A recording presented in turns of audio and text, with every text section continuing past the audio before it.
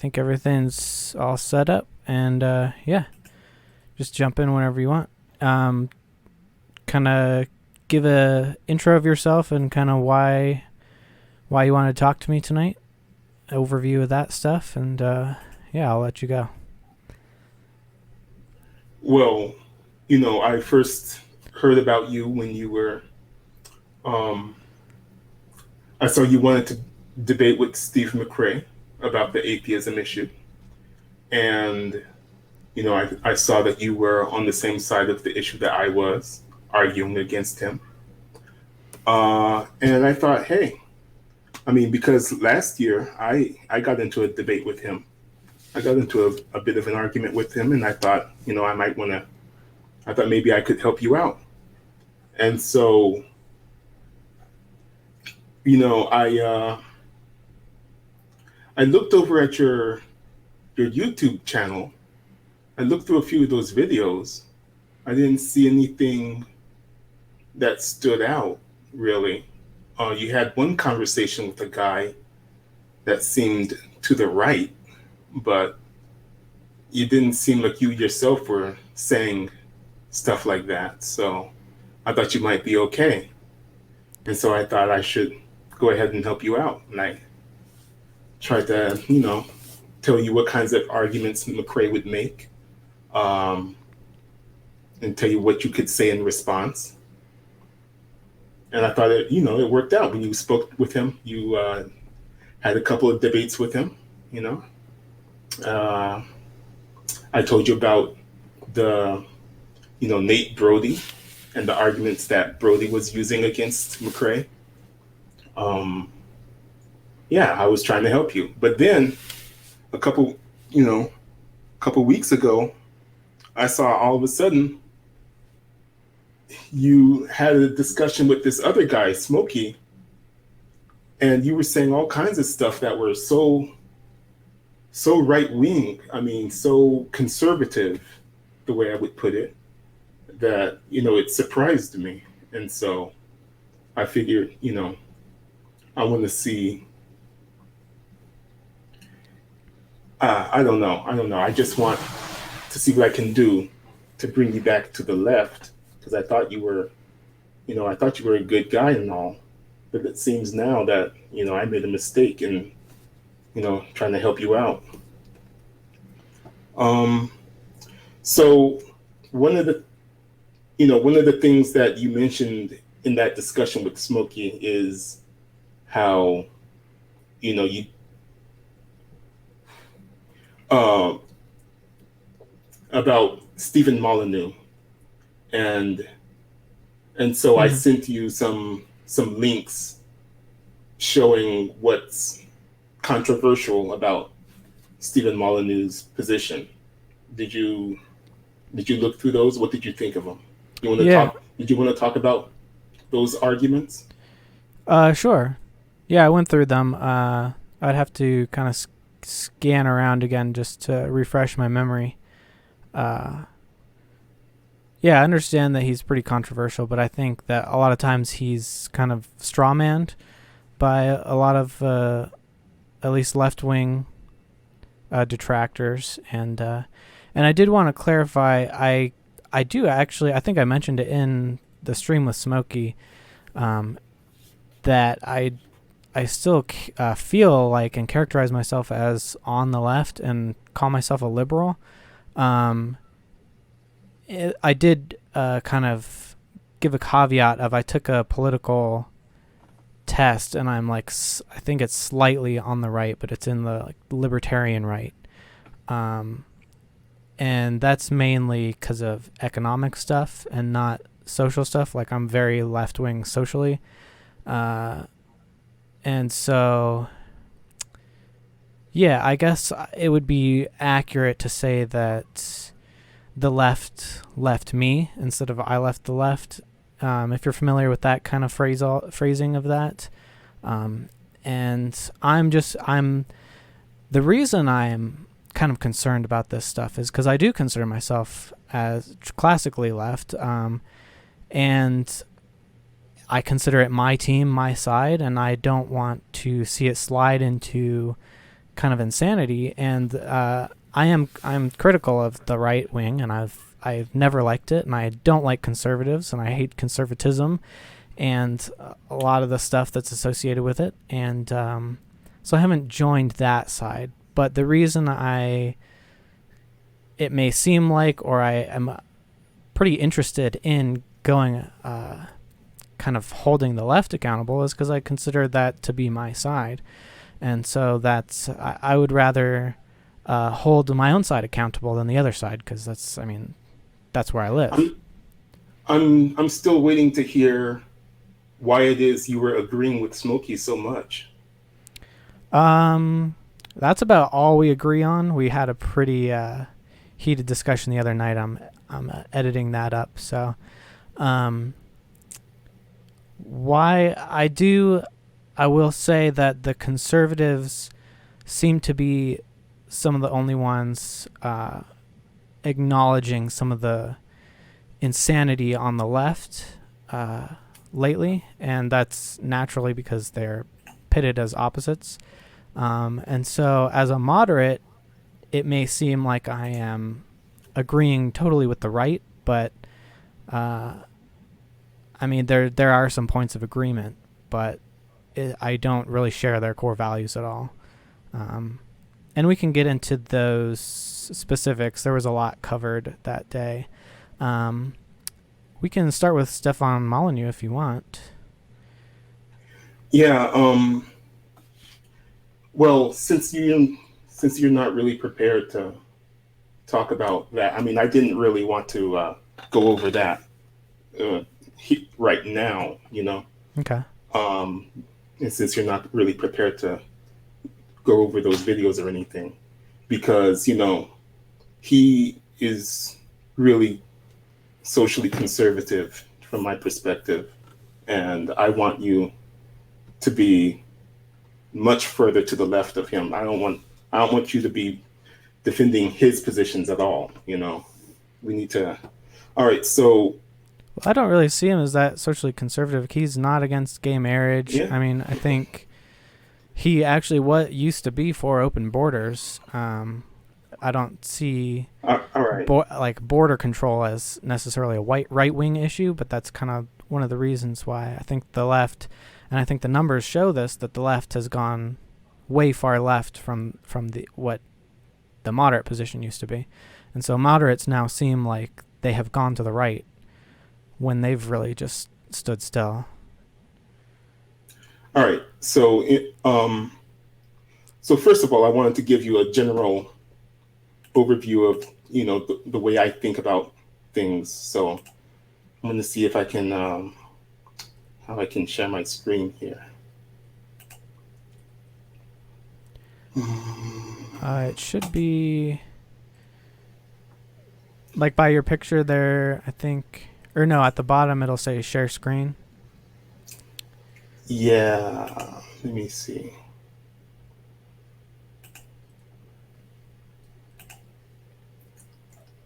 All right, let me know if you can see. It And says it's then, being shared. yeah, let me pull that up.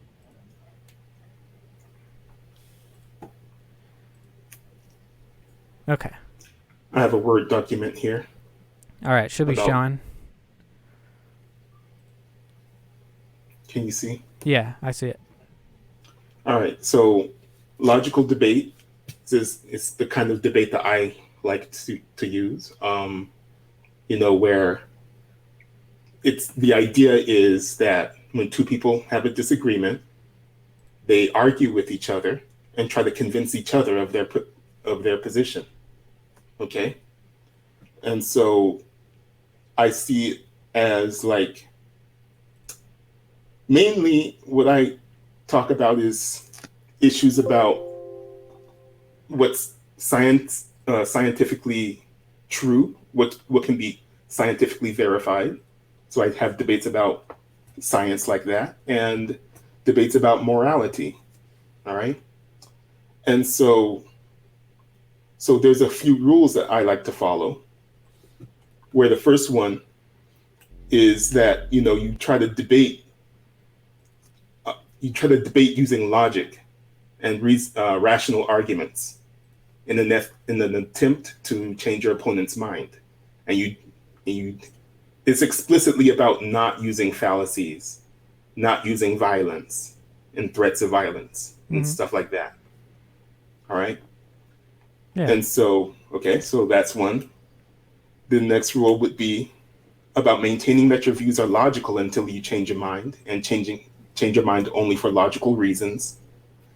And when I say logical, I basically use it interchangeably with rational, okay, because I'm not a philosopher.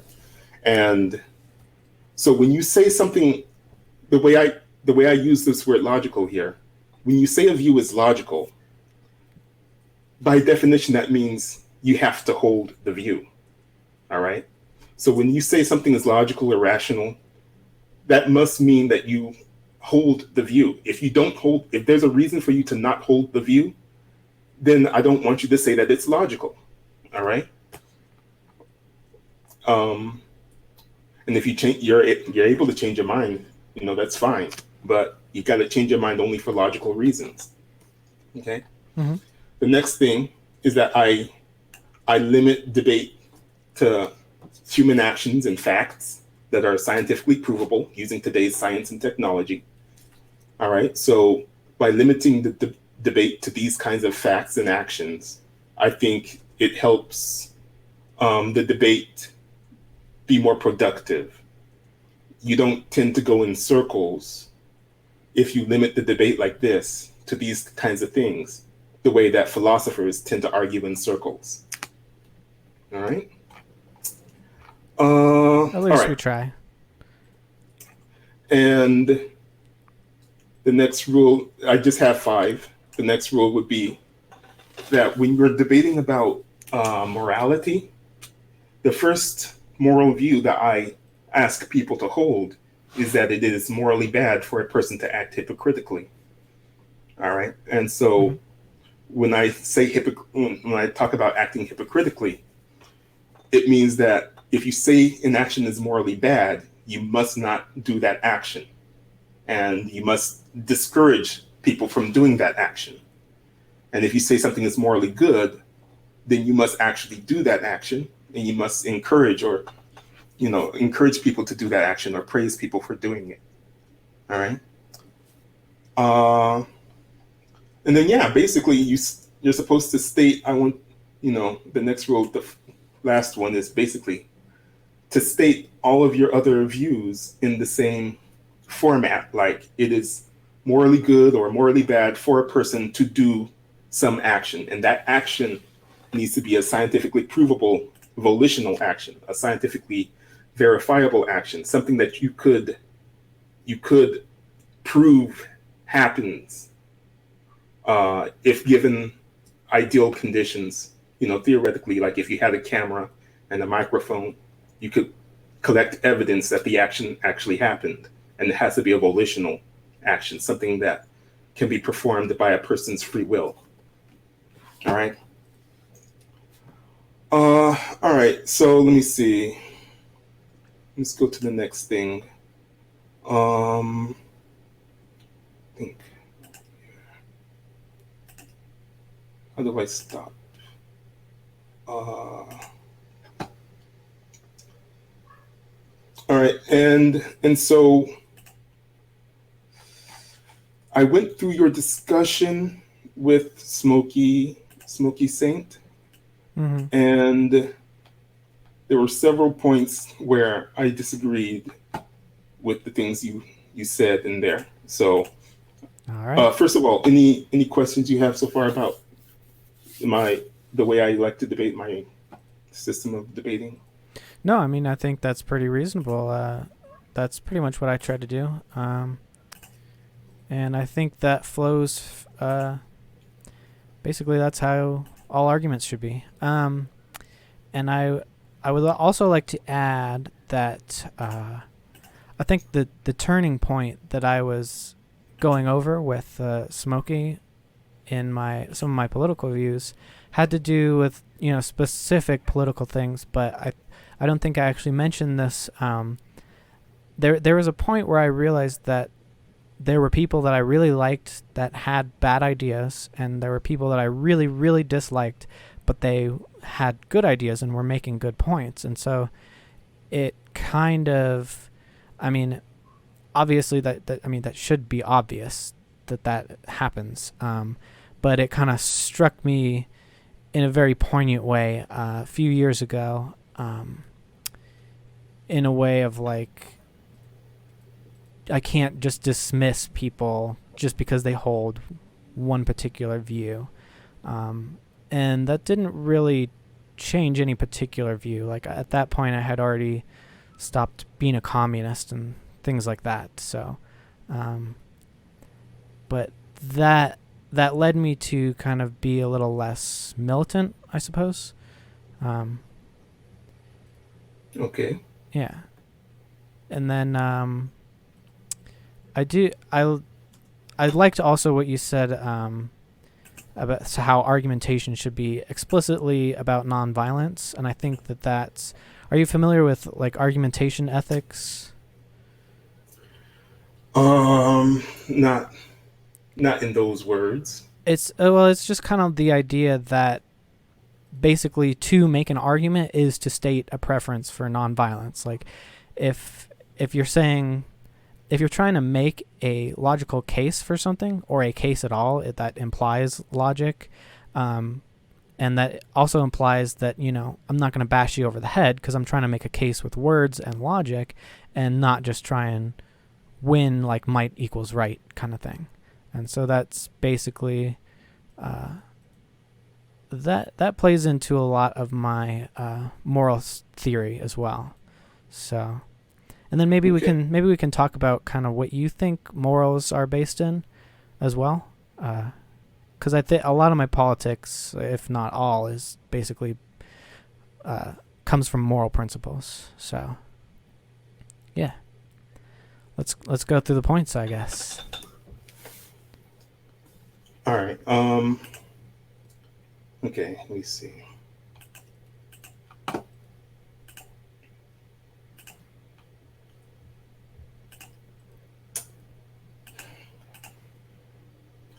All right. Can you see? Yeah. Okay. All right. So,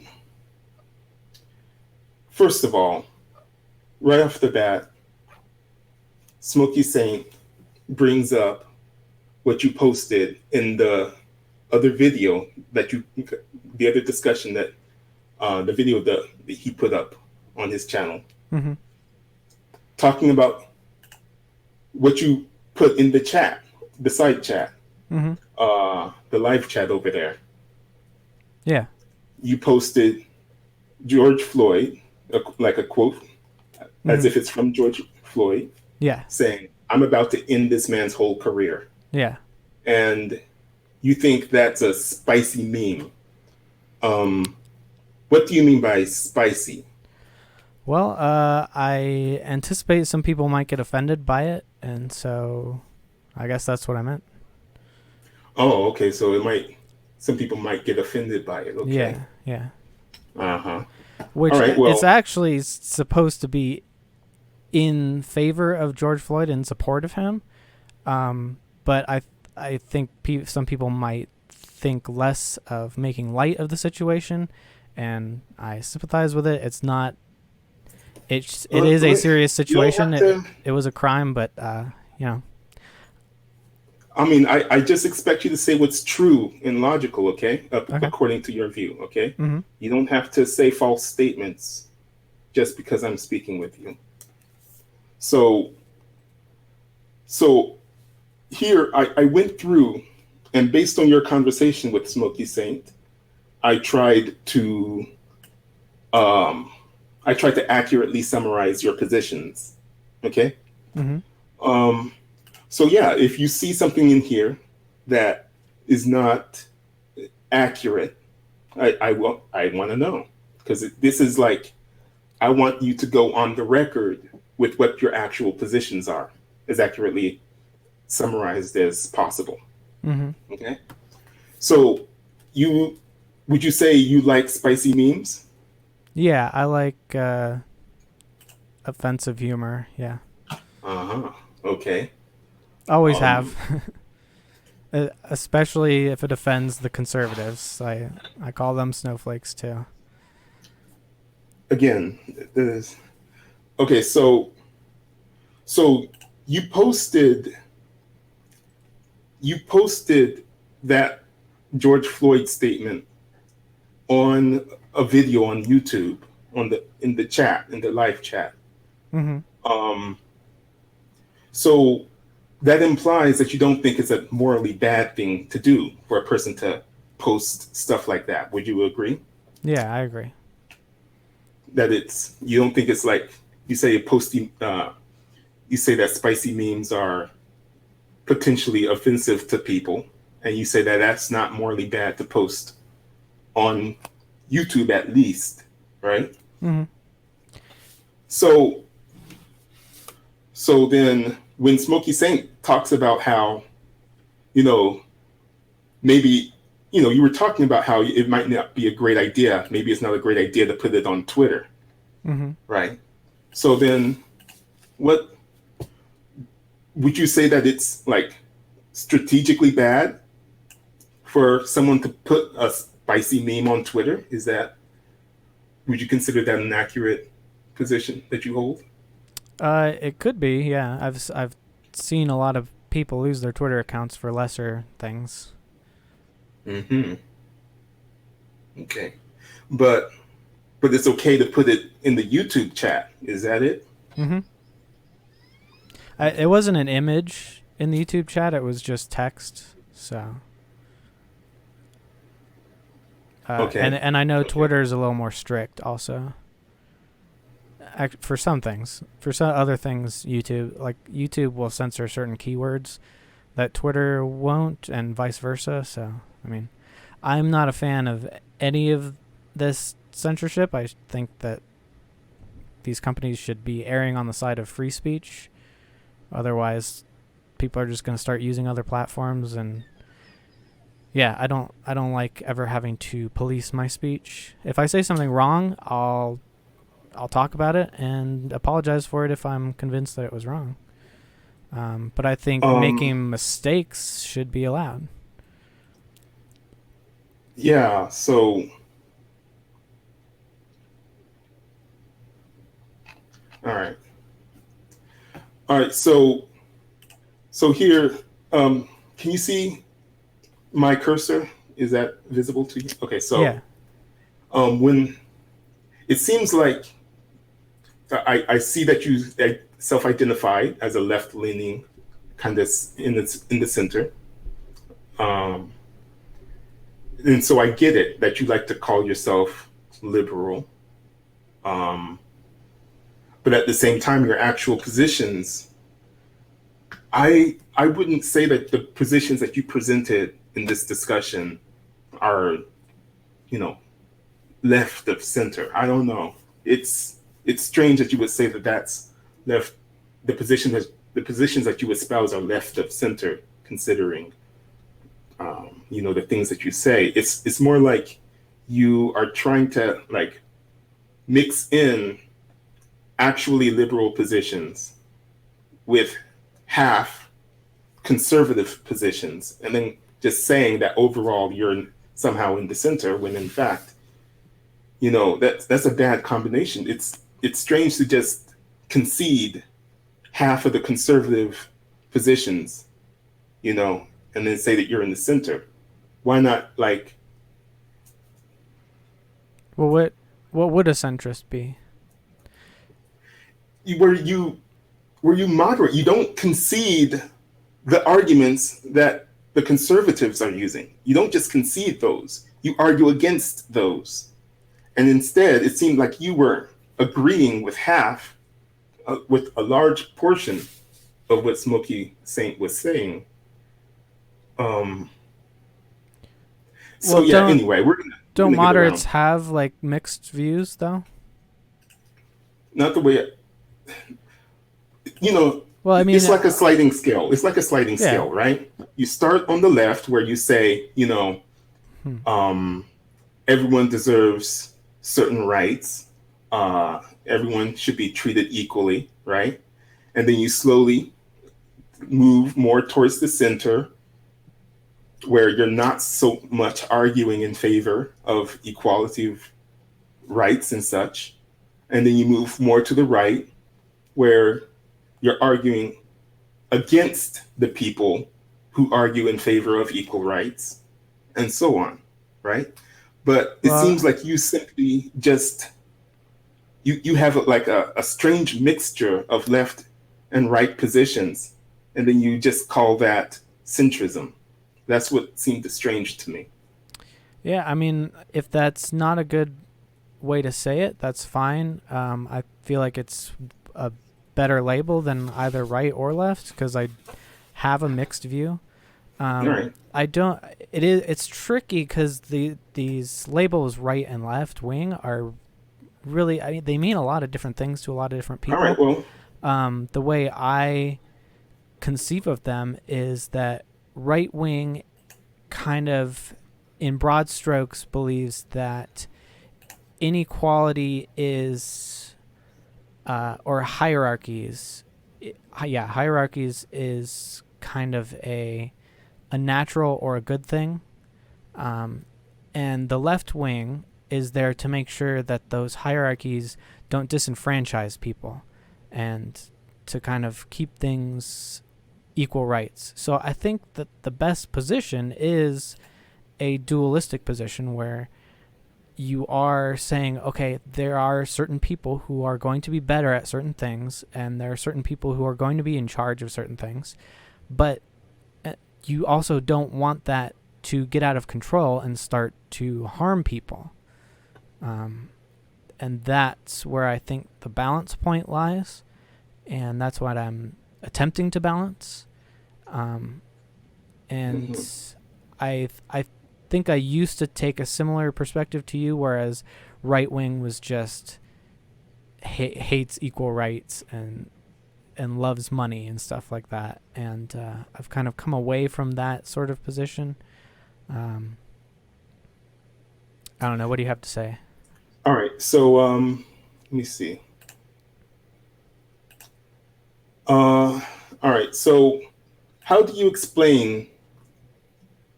So would you say, okay, so you I self-identified as a left-leaning centrist, but in this part of the conversation, let me see, right here, you say, I guess I am kind of, I feel like I lean a little bit left, but when I take the political compass test, it says right, slightly right, so I don't know. All right, so how do Mm. you explain your statement here that you feel you said I feel I lean a little bit left. How do you explain that? How do I explain what I feel, or like how do I Yes, explain how that jives with the results of the test? the feel part, the feeling part. How do you explain how you use the word feel there? Okay, so well, I did try to measure it with the test, but I'm not sure how accurate they are because the questions are pretty vague, and sometimes you just have to choose one or the other. But basically, the only thing I really agree with most basic conservatives on is the criticism of the left. I don't like the religiosity on the right. I don't like most of their politicians or their politics. I don't like their party platforms. I don't like how they're supportive of the police and the military industrial complex. And I don't like pro life positions. And I don't like the anti gay marriage positions that are typical. But I recognize, at least on gay marriage, that they've basically conceded that argument at this point. Although that's the right is the home of the anti-gay uh, constituency, of course. What else? I don't feel like I have much in common with the right wing other than criticisms Ho- of the left wing, and I think that no position is perfect. So you got to criticize each side. Okay, hold on. Okay, so what I'm asking you about, um, okay, let me. let me move forward a little bit. Maybe I can explain it later. Uh, so here's a position. The left would call Snake was right conservative. That's one of the claims that you implied. And the political test says that you are slightly right of center. Okay, so that's pretty accurate, right? Mm-hmm. All right, and then we go down to the next one here. Snake was right, doesn't care what people feel. Mm-hmm. Snake was right, values truth over feelings. All right, now how do you square that with your continual usage? And you did a minute ago also, again, use the word feel. So how do you square those? I guess it's just a language thing. I'm not using it in the same sense. It's not an emotional feeling. It's more like just assessing my own thoughts. Okay, so if you were to Feelings I was restate, using, like I don't care about the emotional state or statements derived from emotion. I do in the sense that like sentimental things, bonding with people, you know, that's different, but those aren't truth statements, you know. um, okay, so if you were to restate what you meant when you say you feel you lean a little bit or slightly left, right? How Mm-hmm. would you restate that such that it doesn't use the word feel? Because I would expect someone like you to simply not use the word feel. Yeah, no, fair criticism. I guess I would just say I think that I lean slightly left. Okay. All right. So let me see. But it's hard to uh, I guess I use the word feel because it's kind of hard to get a measurement on that, uh, and that's why I like the political compass tests. But even those measurements, I seem a bit flawed. It's hard to gauge how accurate they are. So Um, and let me. now, I'm trying to find my political compass. Maybe I can put that up. it's not. It's not. Um, so what I also think is interesting is that you create a dichotomy between truth and feelings, as if feelings cannot be true. Well, Um, they can be. It's just it just you're gonna need more than just a feeling. more than just a feeling. Yeah, Fine, yeah. fine. But just because someone's talking about feelings, it doesn't necessarily mean that they are not speaking the truth, right? Sure, yeah. So when you say that you, like, if you I'm going to suppose that you misspoke when you said that you feel that you lean left, and instead you meant to say that you think that you lean left. So, for example, like when you say that you think you lean left, isn't that a true statement in your opinion, in your view? I don't know. It's Is it hard to say. true? Is it true that you think you lean left? Yes. Yeah. Okay, so then that would be a type of fact. All right, and so that's all I was getting at there. Okay.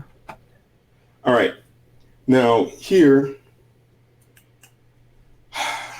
you imply that it is illogical to believe in subjective morality.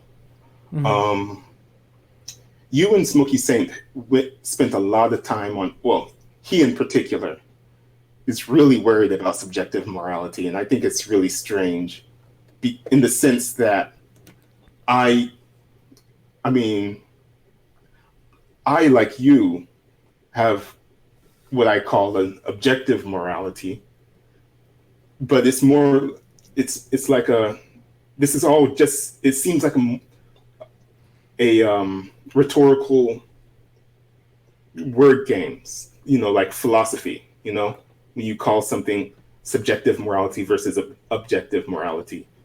I think the real underlying issue is, are you willing to encourage actions that you think are morally good And are you willing to discourage actions you think are morally bad? And and typically when I hear people describing subjective morality, people who believe in subjective morality, what is meant by it is those people are not willing to tell other people how they should live.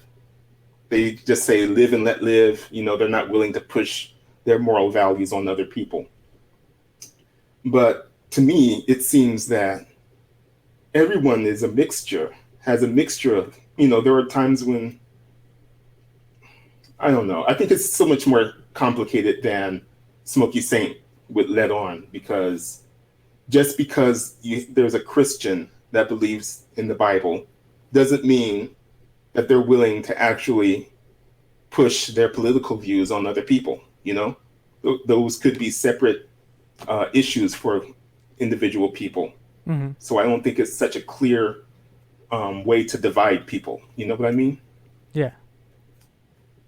All right. I So think you, I think Smokey's basis of morality is pretty screwed up, honestly. But I think that the logical conclusion of like subjective morality, like as in like you can't judge, there is no correct moral. I think the logical conclusion of that is that you basically have to live and let live, and there is no right and wrong.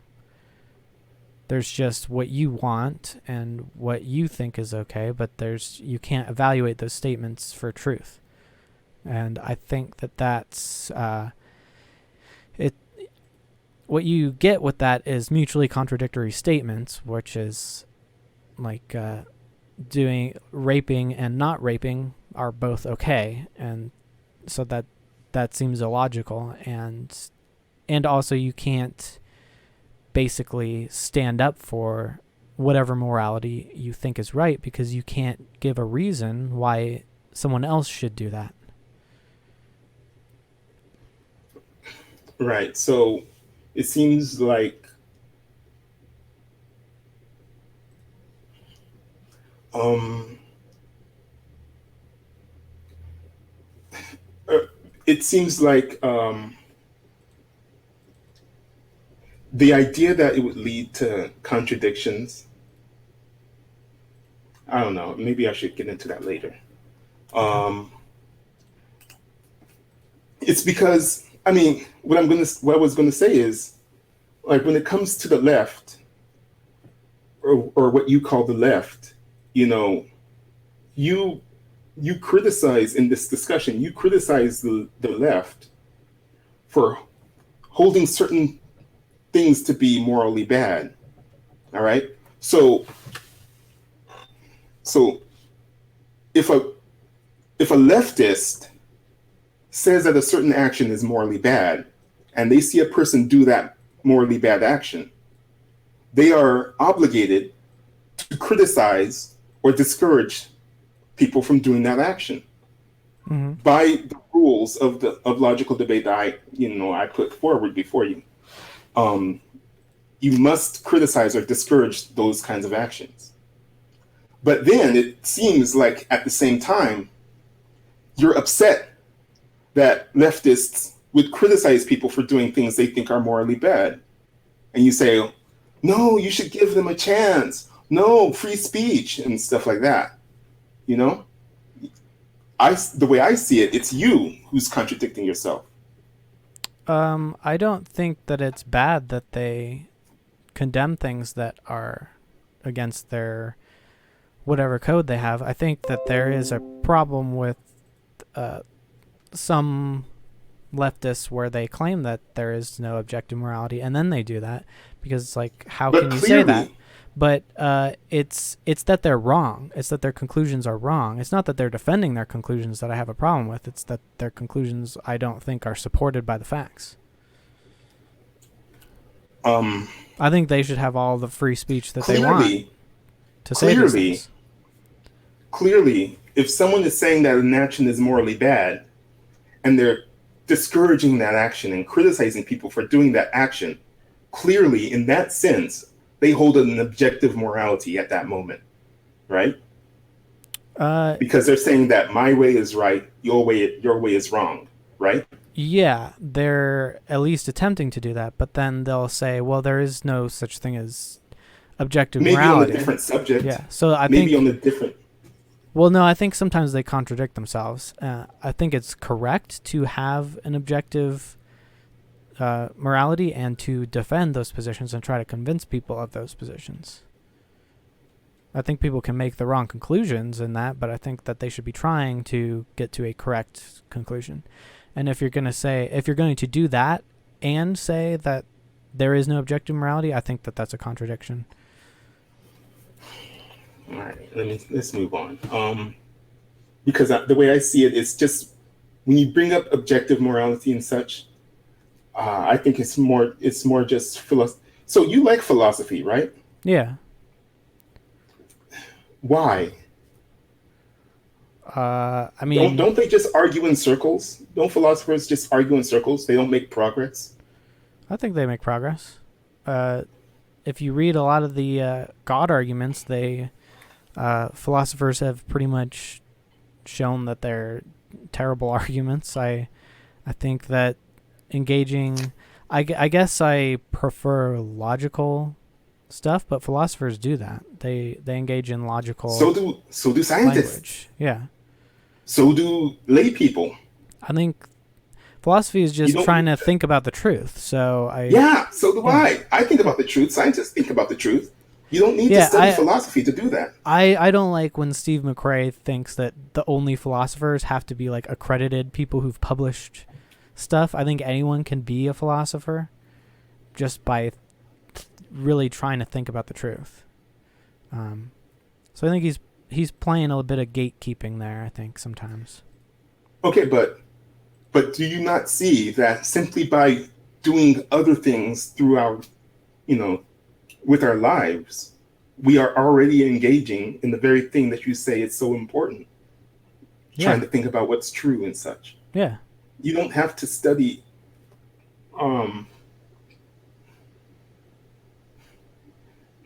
I agree. To study philosophers. I agree with you. Don't need to worry about all the language, the technical terminology that they use and all. Yeah. It seems like a waste of time to me. Well, I think sometimes it helps. Sometimes I don't know. In McRae's case, sometimes it'll get you into tunnel vision. But all right. So you implied that it is illogical to coddle people. What would you say is your definition of to coddle someone? To cater to their emotions instead of the reality of the situation. And again, it seems like you're creating a dichotomy between emotions and what's true. Can't you see how, like, when a person says, when a person expresses some kind of emotion that is, in a sense, true, unless you think they're lying about something, right? Mm-hmm. Yeah, no, it's not a dichotomy because a feeling or an emotion could be true or could indicate or point towards or agree with the truth. But that's the fact that it's a feeling or emotion isn't what's important. What's important is that it's true. Yeah, okay.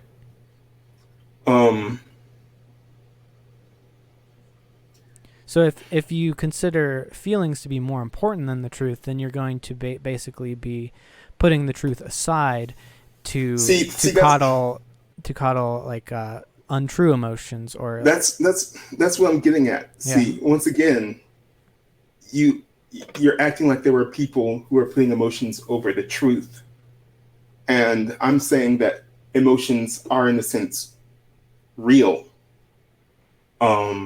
They are real. Just like you instinctively, just like you almost accidentally use the word feel when you speak. It's kind of like that, because you're expressing yourself and how you feel, and I'm not going to necessarily accuse you of lying. Therefore, in a sense, you're telling the truth. All right. It's not one or the other. It's not either you're saying something true or you're being emotional. That's one of the big disagreements I have with you. Yeah, but Um, would you say if someone is scared of something that it's irrational to be scared of, would it be better to get them to confront the truth or to kind of encourage that irrational emotion? Wait a minute. Wait a minute. That's that's ridiculous. So What is? That when people you might have an say, irrational hold fear? on, hold on, the truth that you're indicating right now that in that hypothetical would be the truth that it is irrational to be afraid of some specific thing. All right. Mm-hmm. So, so first of all, you would have to say that it is true for that thing. It is true that it is irrational to be afraid of it, right? Mm-hmm. Um, but the other person is not necessarily going to agree that that is true, right?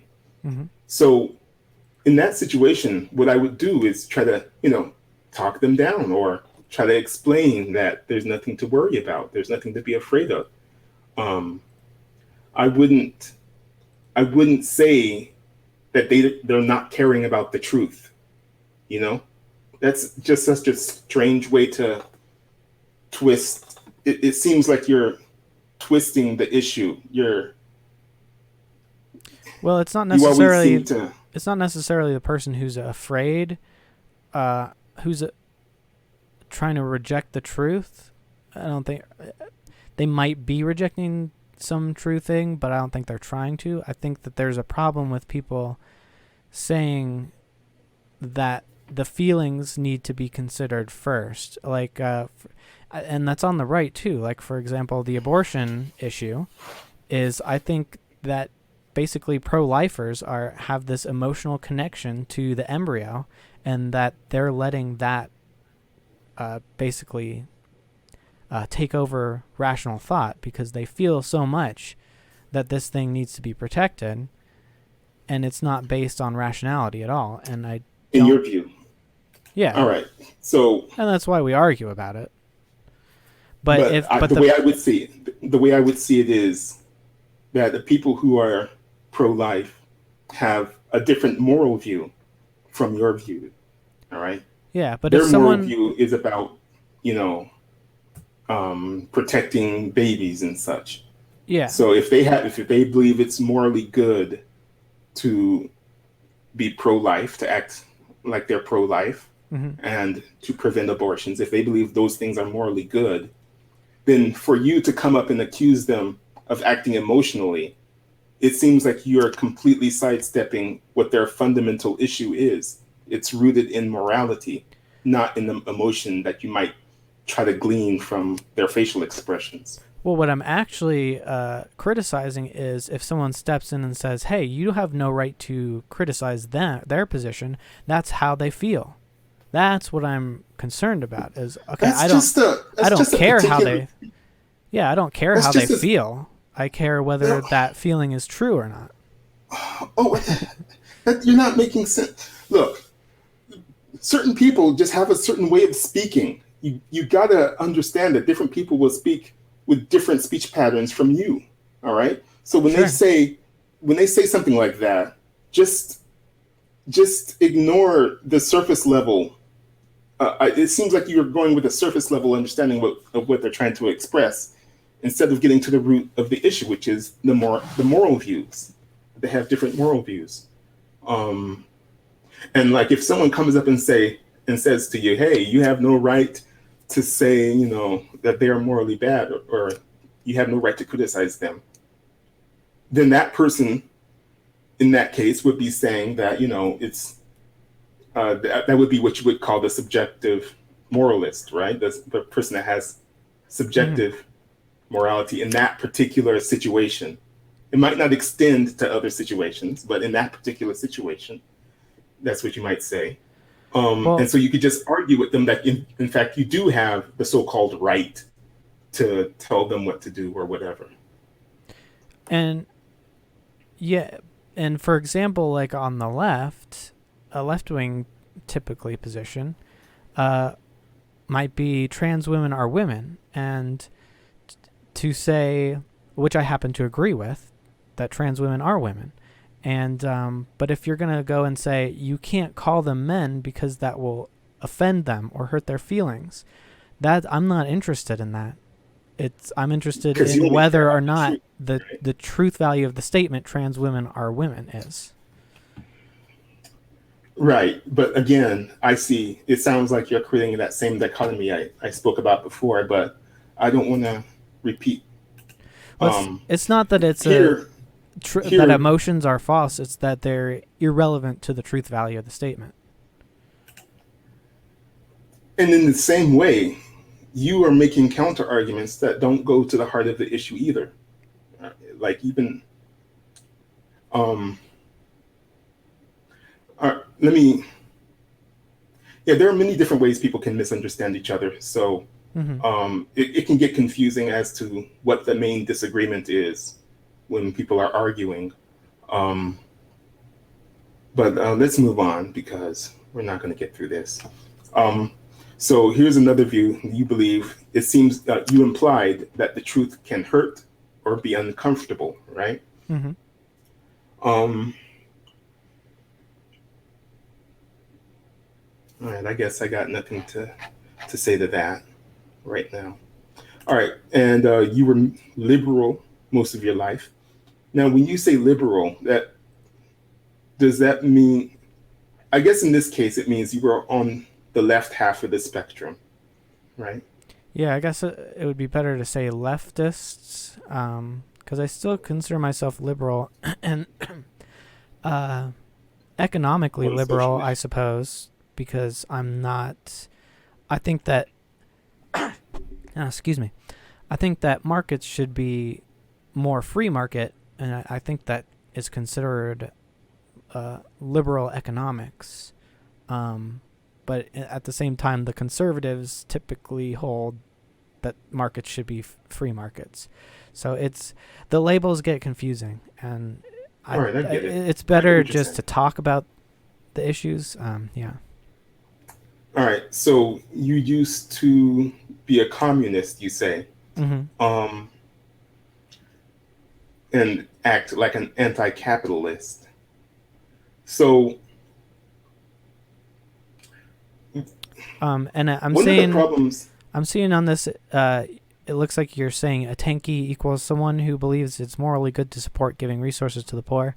Um, that's a tanky. Basically, is a communist who, like a Stalinist, like someone who just thinks that communism should be uh, basically brought on by uh, brutalistic means or authoritarian means. Um, How about a person who believes it's morally good to storm them over and take back what's ours? I suppose Because so. that's another quote that you use later on. Okay. All right, so I was only going by what you actually said at that part of the video. Okay. So, when I put a person who believes it's morally good to support giving resources to the poor, that's because that's pretty much exactly what you claimed at this point of the interview, this point of the discussion. Yeah, and All right, so I still think it is morally good to support giving resources to the poor. I just don't think it's morally good to support forcibly taking it from people and redistributing it. well, that sounds completely like a contradiction because what I call fiscal conservatism is in favor of free markets and getting shrinking the government, um, letting the markets figure everything out. Um, so the idea of giving resources to the poor, the government giving resources to the poor, like welfare and such, that would go against fiscal conservatism in my view. What do you Um, say? I think, well, it's always a mixed bag because the conservatives still believe in redistributing resources. Um, it, it's usually just around a few percentage points of how much. Uh, I kind of view both parties as essentially the same party, the war party, and they have very little differences. The main difference, I think, is abortion, and the Republicans support welfare. They just support a little less welfare than A the little less. Democrats. Oh my In the goodness. grand scheme of things, yeah. All right. So anyway, what I want to tell you is that it's really strange because it's really strange for you to talk about how you used to be a communist, and then like you defined that as being like in favor of violence. The way you define communism is that it's in favor of violence, and it's like you work, you called yourself a communist or a tanky for a while, and then you realized somehow that you were advocating for violence, and then that scared you so much that you became fiscally conservative, or what you would call liberal. You know, Yeah. so that seems like such a strange thing. Why did you bother? Why would you automatically assume that communism needs to include violence? That's the fundamental problem with with the whole thought process. I thought it was strange. It's illogical for you to have changed your mind for that reason, because you suddenly woke up one day and realized that you were advocating for violence. Mm-hmm. Well, can you see this is my political compass?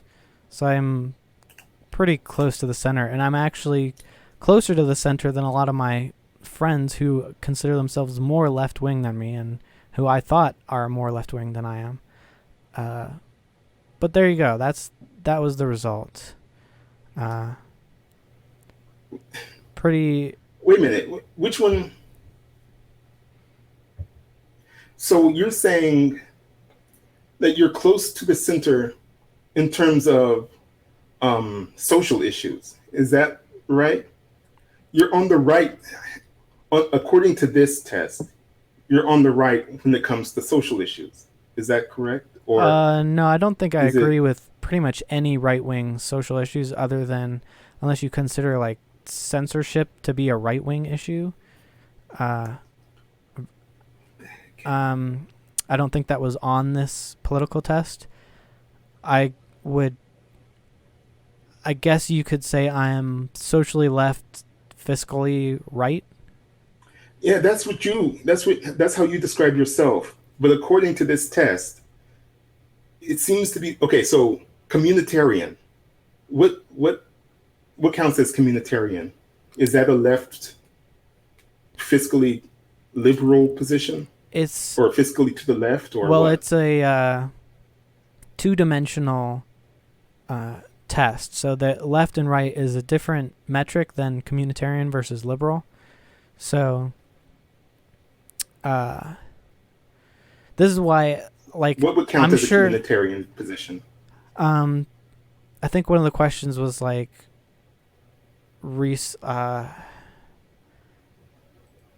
basically, liberal would be more free market stuff, and communitarian would be more uh, redistribution of wealth, central planning kind of things. Okay. Okay. So Yeah. then those would be the fiscal. That would be the fiscal axis. All right. So if you're a communitarian, you're more fiscally to the left. You want to give money. You want to help poor people. But I don't Right. think I. But hold on. And so this is showing that you're fiscally on the other half, against helping the poor, against welfare and such. And then the other axis, which is labeled left right, um, that must be the social axis. So this means that you're also to the right, according to this test, you're on the right on social issues. And that is what I would say is where you are. It does seem like you are on the right on social issues. I don't think Going that by the way is. but I understand that Yeah. you like to call yourself liberal. No, but I don't think Um, that's how the test breaks it down. I like this is one of the things where I was like, I don't think it's that accurate. Um, I don't think one. I don't think there is one dimension that is just fiscal and one that is just social. Um, Looking at this, it seems like the liberal is more social, and the left-right dimension is more economic. but when I asked you what the communitarian position is, all right, well, let's move on. Let's Yeah, not. I can send you the link with the questions. It doesn't Let's really tell you which one it's scoring for when you answer the questions, but yeah. let me see here. Don't worry about it. Don't Okay. worry about it. Um, let's move on. Let's go You to the. you asked why I would switch away from. Hold on, one more thing about the test. Where it says up there 19.4% right, 55% liberal. That reflects what I would guess is like the right would be what I would guess is my economic, and the liberal would be what I guess is my social thing. So I would guess that I'm slightly right if we're accepting that free market stuff is right wing, and I'm extremely liberal if we're accepting that that's a social thing. So, All right, yeah. so you're saying that I got it backwards, and communitarianism is a social issue. So a communitarian position would be, um, pro-choice Um, or I think liberal is SJWs. pro-choice. SJWs would be the communitarians. Is that your position? I think so. I don't think that the test was that sophisticated though. All right. Well, anyway, Yeah, it was mostly let's about move on. political issues. All right. So yeah, it's it's I've strange I've taken other that tests you though, and would. it's about the same results. Well, if the axes were labeled better, maybe that would be clearer. With another test or something. Yeah, But let me see if I can get don't worry their about it. Don't worry breakdown. about it. Okay.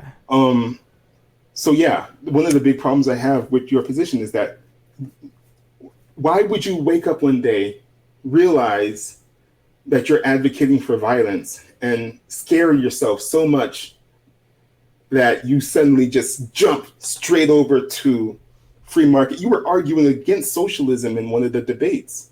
What? Why Mm-hmm. would you? Because I think that so my values didn't actually change. I actually was calling it communityism, but what I was against was forcibly taking resources. So I thought that So the way that did I you? see it is the only way you can do communism, is to basically take things by force and to allow less freedom.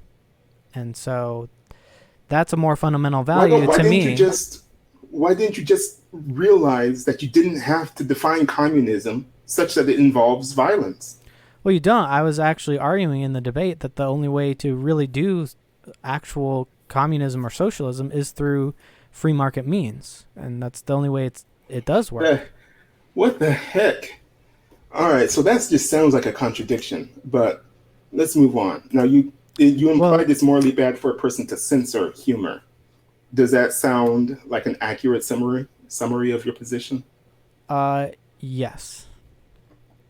Now, what if?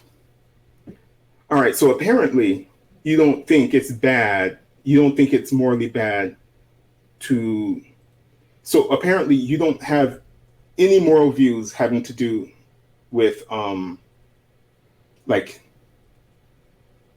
saying something morally bad and claiming that and claiming that it was a joke. As long as you claim that it's a joke, then by definition, it cannot be morally bad. Is that Does that sound something like your position? I Would mean, you I would you don't. criticize would you criticize people for certain types of jokes, I would. so-called jokes? I would criticize them on their humor, and maybe I might think that they're saying it's a joke when it wasn't a joke. I think that happens. Um, but I Really? don't. I don't think bad or immoral statements should be censored either. Okay. Um, Maybe you're hung up on the censor word. What about,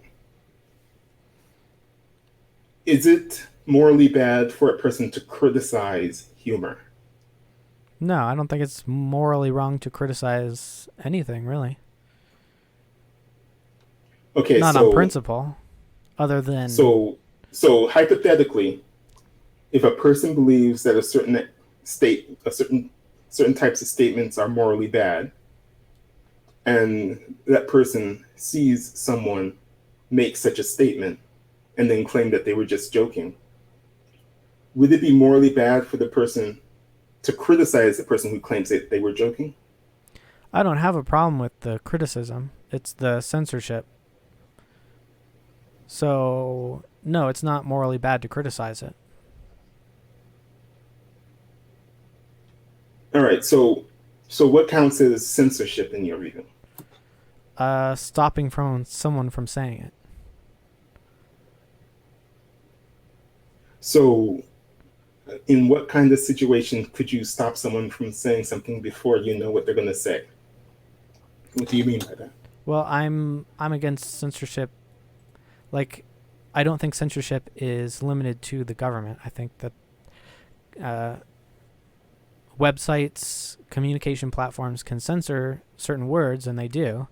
Um, whether it be like a gaming platform that censors certain words, which has irked me in the past. Um, if for Yeah, as little things as base, like sometimes it'll censor basic words that aren't even offensive at all, and it makes communication very difficult to. I just think that everyone should be able to say whatever they want and let the good ideas win out. oh my goodness. Okay, so there's so many problems with what you just said. First of all, you used irked. Secondly, um, you used offensive, like you are able to determine what's offensive and what's not. Well, I don't think we And can. That's the point. Is just put it all but out you there but you and just said it. You just said that you can determine when something's not offensive. Like yeah, you in like your statement, in the statement that you made a moment ago, you used the word okay. offensive as if you know what counts as offensive or not. Yeah, As so if like certain words on this gaming platform basically would like innocuous words like something like tree or just words that have no controversial qualities at all will sometimes be censored, and it's annoying because you're not actually talking about something that's like getting someone's personal information or talking about graphic content. It will just censor sort okay. of innocuous words, and that sort of censorship uh, is bad because it makes communicate like normal communication difficult. But then I think even offensive opinions should be able to be communicated. So are you saying that Because when it's I don't know what gaming platform you were on. I have no experience with that. So when you say that those words were censored, do you mean that the whole word was erased or replaced or something? it Or would was it just either a let? get like hashtagged out or it would just delete the whole message if certain words were triggered. All right, well, And like on YouTube, sometimes my comments will just get deleted, and I have no idea why. It'll just disappear automatically. And there's one word I know that they won't tolerate, and so well, we started going down this because I also have a problem with um, we were talking about censoring humor, right? Mm-hmm. You claimed that you can tell when someone is joking, even when they say, or when they're not joking, even when they claim that they are joking. Well, sometimes I think How it's is that pretty possible? obvious. Sometimes I think it's obvious, but I mean, you can't really tell, and that's kind of the point. No, no, no, no. You, you're trying to have it both ways, it seems. Well, I Because think, in my view, I don't believe it's possible to scientifically prove that a person is joking in the first place. You can prove that a person claimed to be joking, yes. But in my view, I don't think it's possible to prove that they are actually joking. And so right there, I have a problem. That's why it's one of the main reasons I have a problem with this 15th view here, because you wouldn't be able to tell what counts as humor. I don't think you could tell what counts as humor in a strictly scientific way, you know? yeah, I don't really draw a distinction. I think that it's bad to censor pretty much anything. Um, there's So if you certain were to reward, situations like a classroom where if someone's speaking out and distracting the class, but I don't think it's necessarily the content of what they're saying. It's that they're distracting the class. all right, so you could, so maybe this is this 15th view that I have here for you. You would expand this to say that it's morally bad not just to censor humor, but to censor anything. That would be a more accurate representation of your position, right? Yeah. All right. Um. All right. So here, I think you implied that you used to act like an Islamist apologist, an Islam apologist. So, in what way would you say that you did that? I remember posting something about like build the mosque. If you remember that And movement, do you call that Islam apologism? I don't know what you would call it. I was You know what a Christian basically, apologist is? yeah. Maybe there's a better word for that, but Okay, like an Islamist. It's I was like basically like stop attacking the Muslims. That I don't and for what? support. I was basically supporting Muslims, and I think it was just because I thought it offended the right wing, so I was supporting like Islam related things. I don't really remember quite why. So would you were not religious at that point, right? Right. So you're not saying that you supported Islam. You just were trying to. I I bought the BS that it was the religion of peace, Um. and then I read the Quran, which changed my All right. mind. All right. All right. So okay. So you've heard of Islamism, right? Yeah, yeah. All right. So under some definitions of Islamism, the idea is that you would be an Islamist is the kind of person who would use who would try to force Islam on other people through politics, through the political process. Try to Mm-hmm. pass laws and try to expand the realm of under the try to expand the realm of people who hold Islam to be the one true religion, right? Mm-hmm. They try to force Islam on other people using the political process or using the legal process and all of that, right? Mm-hmm.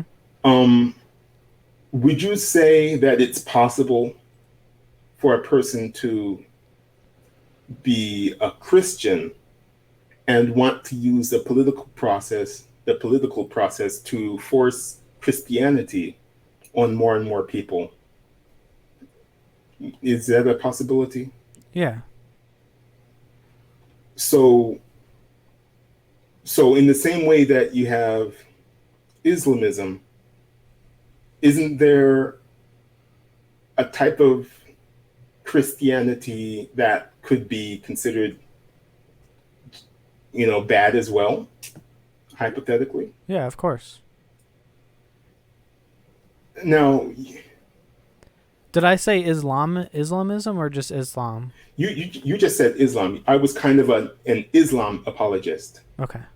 That's what you said up here. Yeah. Um.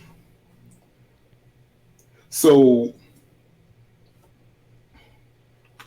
all right. Let me see. Basically, like, apologist can just mean someone who's just arguing in defense of like something controversial, or um In defense of anything, yeah. yeah. So like I just thought I was defending the the idea of Islam against the conservatives, who were, I thought, were maligning Muslims as like all terrorists, and I think there is some of that. Uh, but I I didn't Wait a minute. realize Wait a minute. how sinister Islam as a religion is, and I recognize there are moderates, and I have moderate Muslim friends, uh, but and ex-Muslim friends, and they will sometimes complain about their more conservative family members. But you've already defined in what you just said. It sounds like you implied that Islam is a bad thing, that goes Yeah, beyond Christianity, because you read the Quran and you realize, oh, because I read the Quran, Islam, I see, is now a bad thing. I now see that Islam is a bad thing. And it's like, but you, at the same time, you say that you have moderate Muslim friends. yeah. I So I think think, I think all religions are bad, and I thought that at the time. But I thought that Islam was a religion of peace, and I realized it is not in its precepts and in its scriptures a religion of peace. Now that doesn't speak for necessarily the people who claim to be followers of the religion. That that just speaks for the actual the scripture. all right. So also, one of the things that you see, I still have a problem with the way you're not keeping things separate there. You're not keeping. It doesn't sound like you're keeping Islam separate from Islamism, and but that's moving on. How so? There's just too much to get through. Um, Okay. I mean, I just want to put a place marker there, because we're not going to have time to get through it. because I do explicitly recognize that there is a difference. If that helps. You're saying that the precepts of Islam, or the scripture of Islam, is not peace. It's not peaceful, Yeah, just like right? Christianity. But I recognize that there are peaceful Christians, and there are Christians who kind of cherry pick the peaceful parts out, and same with Muslims. Then why? And then there are more conservatives on But both that sounds sides. that wait a minute. That sounds more measured. That sounds more like a careful statement than what you said a minute ago. You Because earlier you were saying that Islam is not a religion of peace, and that sounds more like a blanket statement than what you. So sometimes it sounds like you're switching from blanket statements to more careful statements. But that can be. Fair enough. But anyway, let's. Another thing that you implied in this conversation with Smokey, that it is illogical to believe Muslims are the victims of anti-Muslim bigotry. But a minute ago, Is you implied there? the opposite, that there is such a thing as what I'm calling here. You didn't use the word anti-Muslim bigotry, um, but What a did I minute say? ago, you implied that there is such a thing as conservatives who hate Muslims, just uh, for illogical reasons or whatever. Mm-hmm. So here in this quote here, you say, "Oh, I think I just unquestionably took the propaganda that was like, oh, Muslims are the victims of like Muslim terrorism.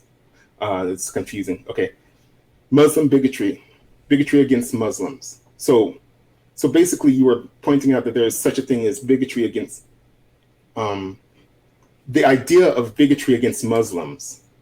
That's part of the propaganda that you unquestionably took in earlier. That's Mm-hmm. what you were saying in that statement. Well, and I did say that to some degree that is true, but And so, I've read so many articles that are like the real victims of Muslim terrorists are Muslims. Like literally, that's the headline of the articles, and that's something that only the left agrees with. And I think that the left needs to be checked on things like that. uh, this is ridiculous. All right. So would you say so?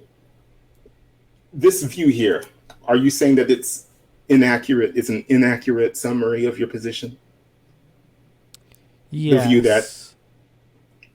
Yeah, because there are some of those, but what I'm saying is illogical is to say that those are the predominant or most important victims of Muslim terrorism, Islamic terrorism. I think, I mean, in a way, Muslims are the biggest victims of Muslim terrorism because they terrorize other Muslims, Muslim against Muslim violence. But what I was talking about was the idea that the worst harm is the backlash from like Western society against Muslims. all right, so Because we you're have. saying so hold on a second. Mm, All right, so in the discussion that you were having with Smokey, I was under the impression that you were trying to make a point about bigotry against Muslims. And you're saying now that you are actually talking about you're or also talking about terrorism committed by Muslims. So so when you say the word victims here, mm-hmm. you're saying that the propaganda that you had taken in before is that Muslims are the victims of Muslim terrorism. That we shouldn't be worried so much about the people killed by the terrorists. What we should be worried about is how people treat Muslims mean because of like associating them all of them with terrorists. And at this point, I don't really see much of that because I there are Muslims in my neighborhood. No one's attacking them. I know Muslims. They don't get attacked. What I see is there are violent victims of the Muslim terrorists. There are also who aren't Muslim, but there are also in the Muslim world there are a lot of Muslim victims of Muslim terrorism. But what I agree with you. I was probably speaking pretty imprecisely because I was trying to get through a lot of points. Um, that this repeated Okay, meme I see on the left that the predominant victims is because of a backlash against Muslims in the eyes of the Western culture, which is it to my possible? view largely accepts them as long as they aren't actively terrorists. Is it possible that you could be wrong? All right, so okay, so now you're talking about um, Muslim or Islamist terrorism. So you're talking about terrorism mostly right now. But I want to ask you about bigotry. Mm-hmm. Um, you claim that there is such a thing as anti Muslim bigotry, right? Sure. Um, would you say that it's morally bad to act like an anti-Muslim bigot? Yeah, I think bigotry is hypocritical and wrong, and I think that that's morally bad. Okay. So, um, so if a person accuses someone of anti-Muslim bigotry, and you witness them accusing someone and criticizing someone of that, Mm-hmm. of something like that, it seems to me, based on what you said a minute ago, because you have Muslim friends and you have, there are people in your neighborhood and you don't see anyone being attacked, it seems to me that you would not believe the person who's accusing someone of anti-Muslim bigotry. Well, You would tend not to believe them. yeah, I mean, in a lot of cases, I've been accused of being bigoted against Muslims simply for talking about the problems of Islam. So I know that that can be a false accusation. One of my friends who is an ex-Muslim, but her whole family is Muslim, has explicitly told me that people treat her here better than anywhere in the world, and she's lived all over the world. In America, she's experienced the least bigotry of all. Well, does that mean that if someone accuses someone of acting like an anti-Muslim bigot, like, That is not does true? the fact that you have friends who say that America is better than the Middle East, that the accusation is therefore false? No, but the accusation isn't true just because it's made. By the All same right. token, yeah. All right. So how about, instead of jumping to, it sounds to me like, I think I asked you this a minute ago. I claimed that it sounds like you would tend to not believe the person who's making the accusation because you have friends who've told you certain things. Well, I'd have to take it on a case by case basis. I know everyone All who's right. So ever, that's better.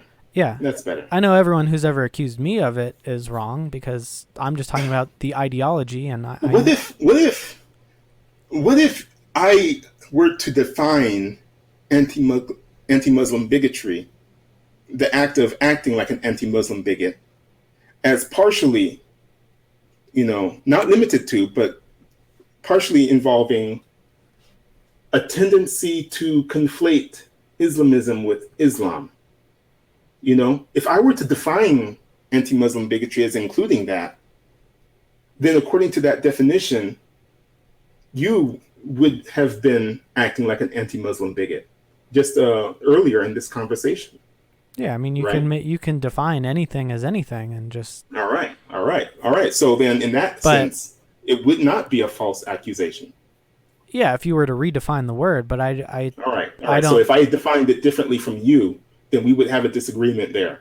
yeah, Where I I would don't believe think, that you fit my definition. I believe you would fit my, hypothetically speaking, yeah, I would believe that you fit my definition of acting like a anti-Muslim bigot, and you would hold a different definition of that word, right? And so, yeah, and all right, I would just say that's equivocating, and that's not, equivocating yeah, isn't equivocating when a person holds two different definitions of the same word and they switch yes. between those. So I think But in this case, if you're using the word bigot, it's trying to evoke some kind of prejudice or something. So if you define the word bigotry as not holding prejudice but simply criticizing an idea, albeit even if you hold it criticizing it wrongly, then it's lost its meaning. And so it seems like people are using the word bigotry to invoke this sense of prejudice, but then if they're using your definition, it's not actually prejudiced. It's just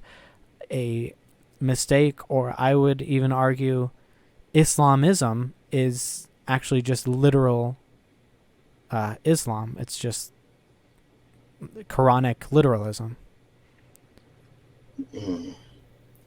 let's So I move would on. argue that that's not a very good definition, but under that definition, sure, like I could say that what I could define love as killing, and say that, you know, Look, Ted Bundy is you're the stretching greatest things. lover of all time.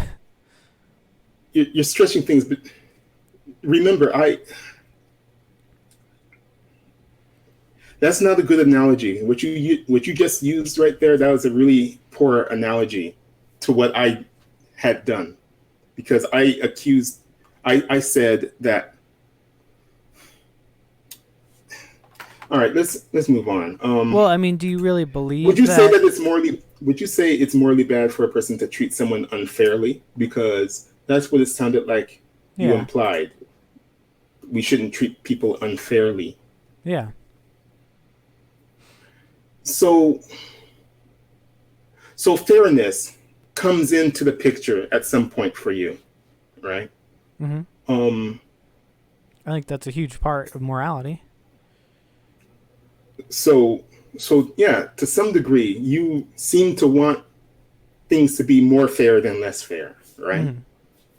And that's why I tend to call myself leftist, because what I was saying, how I recognize the different wings, is I recognize that there are going to be differences and hierarchies in human beings, but my focus, I want to make things fair. And so while I want to balance the points, I'm not that interested in the right wing sort of thing. I'm more interested in creating fairness out of that. While I recognize that both parts of that equation are equally important, that the fairness is more where I'm personally interested. Fairness is equally important as what?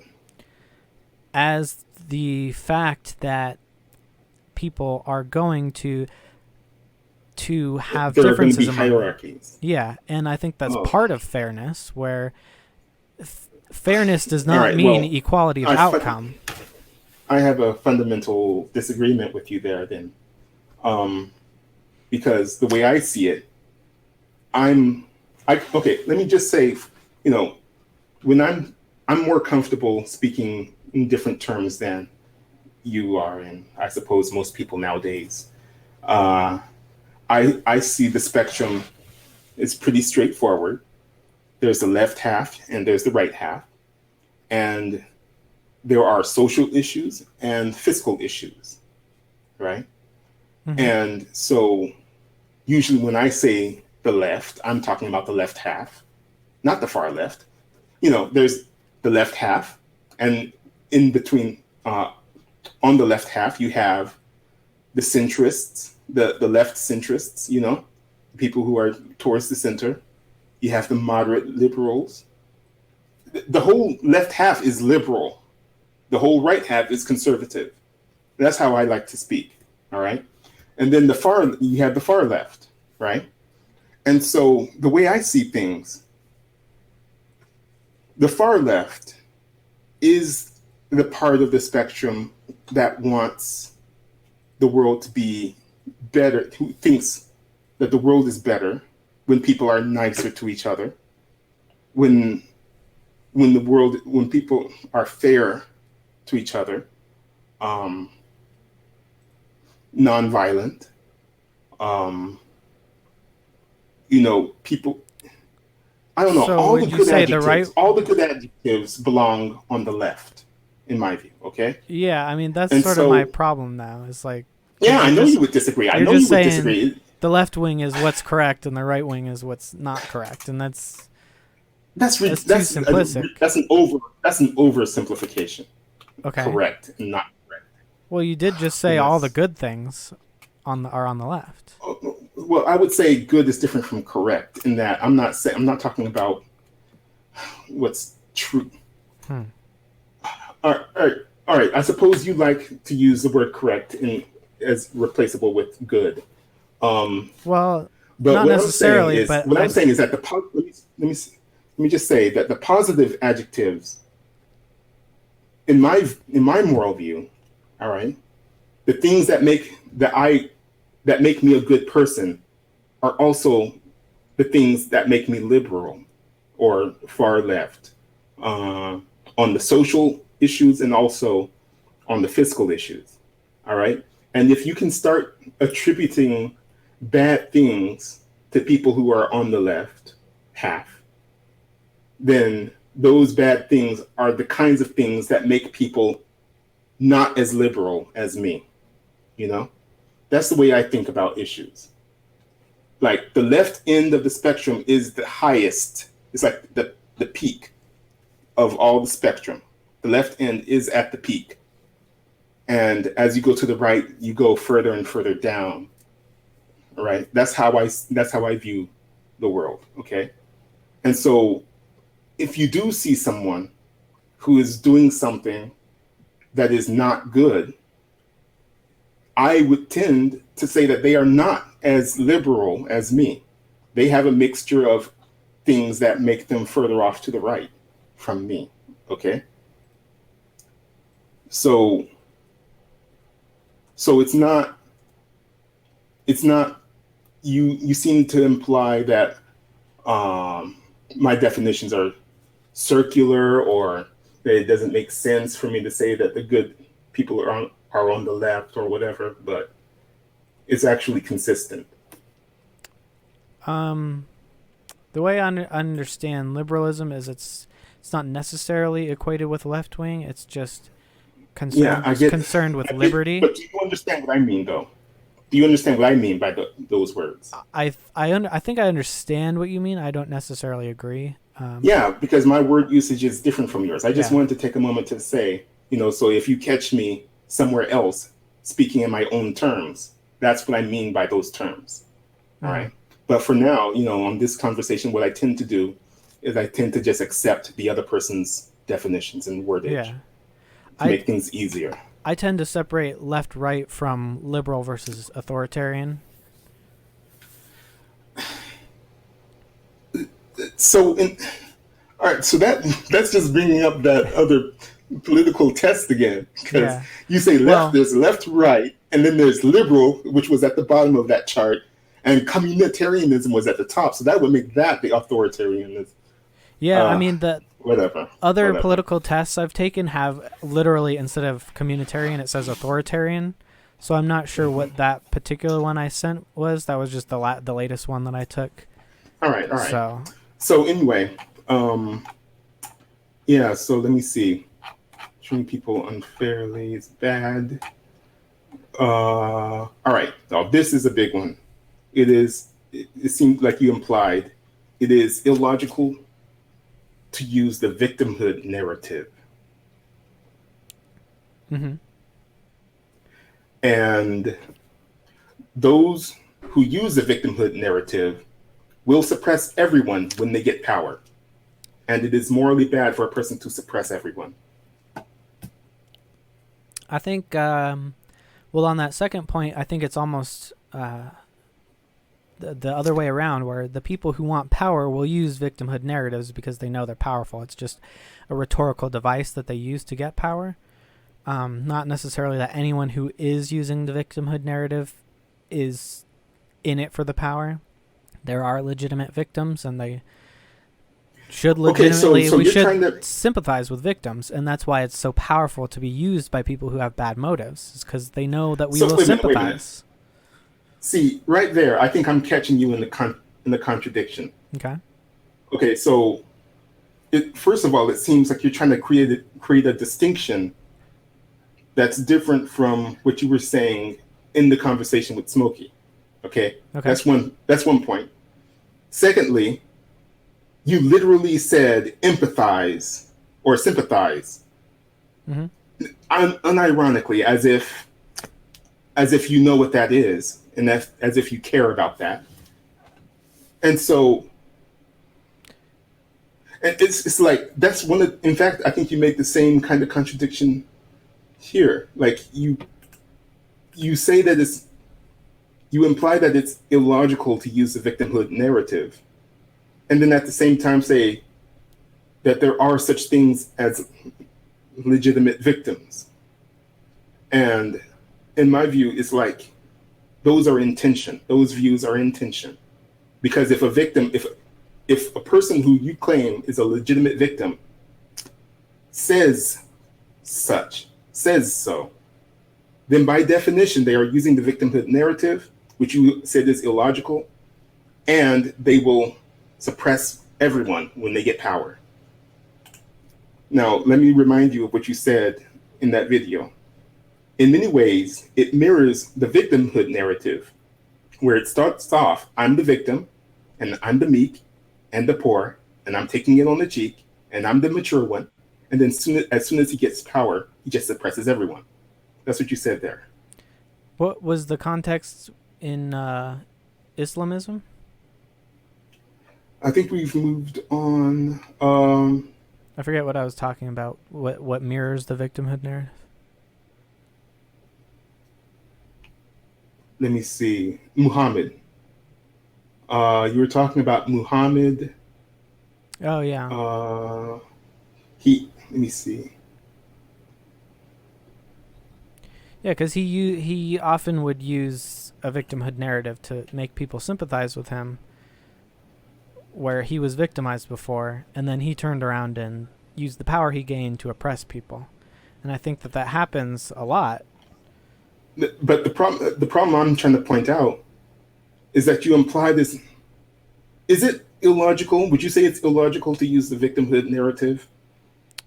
It's not illogical to say that you're a victim of something, no. Okay, that's slightly different. Is it illogical to use the victimhood narrative? I guess it depends on what do you... I mean, it's your word. I wonder how you define that, the victimhood narrative. By definition, does it involve trying to suppress everyone? No. So it's possible to use the victimhood narrative without trying to suppress everyone. I think maybe the word narrative can imply that it's being used dishonestly. And again, I probably was not speaking as precisely as I could have, because there are legitimate victims and their stories should be heard and taken seriously. What I'm concerned about is when people use sympathy to gain power. See, there you go again. Let me see. You used the word sympathy there. Mm-hmm. Okay, and when I say I don't care about emotions, that's just in the context of evaluating the truth value of something. I do care. I do sympathize and empathize with people, and I think that can have a place in discourse, but it's not helpful in evaluating the truth value of something. See, again, you're doing the thing that I suspect you've done this all your life. You're just so used to thinking about it in that way.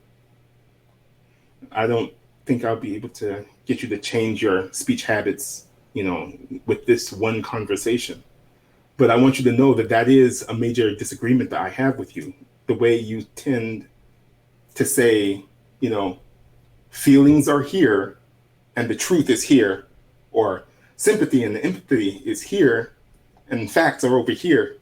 That's one of the main problems I have with the way you speak. Well, no, I've said that they can overlap for sure.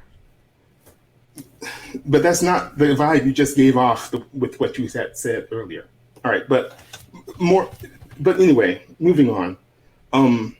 Okay, so do you understand? So would you say it's possible to be a legitimate victim and say, I am the victim, I am poor, I am meek, and I am taking it on the cheek. I'm the mature one.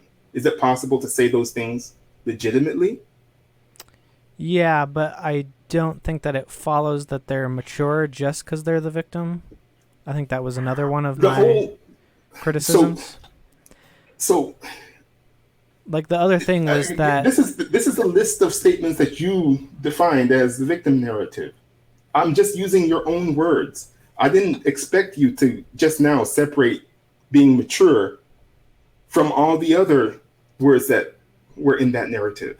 I don't know why you're singling out mature. That's part of the criticism. I'm asking you, is it possible to legitimately for a victim to legitimately say, I'm the mature one.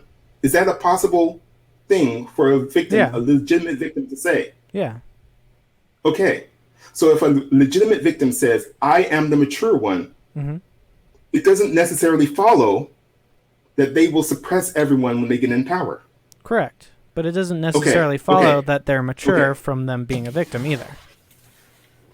It What can about meek? What it about meek? If they claim to be meek, does that mean that they're poor? Of course not. sure, no.